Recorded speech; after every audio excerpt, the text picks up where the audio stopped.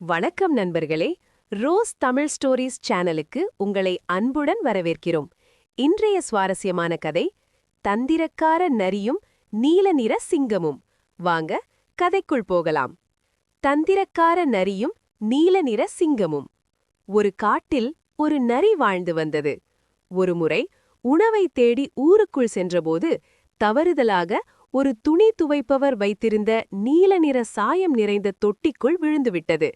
நரி வெளியே வந்தபோது அது தலை முதல் கால் வரை நீல நிறமாக மாறியிருந்தது. காட்டிற்கு திரும்பிய நரியை பார்த்த மற்ற விலங்குகள் இது ஏதோ ஒரு விசித்திரமான விலங்கு என்று பயந்து ஓடின. இதை பயன்படுத்திக் கொண்ட நரி, விலங்குகளை பயப்படாதீர்கள், கடவுள் என்னை உங்கள் எல்லாருக்கும் ராஜாவாக அனுப்பி வைத்துள்ளார் என்று ஒரு பொய் சொன்னது.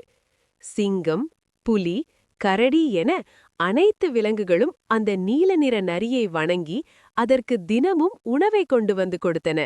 நரி மிகவும் மகிழ்ச்சியாக வாழ்ந்து வந்தது.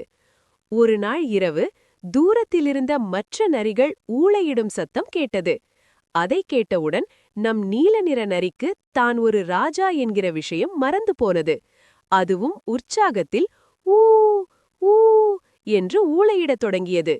உடனேயே மற்ற விலங்குகளுக்கு உண்மை தெரிந்துவிட்டது. இது கடவுள் அனுப்பிய ராஜா இல்லை, சாதாரண நரிதான் என்று கோபமடைந்த விலங்குகள் அதை துரத்தின.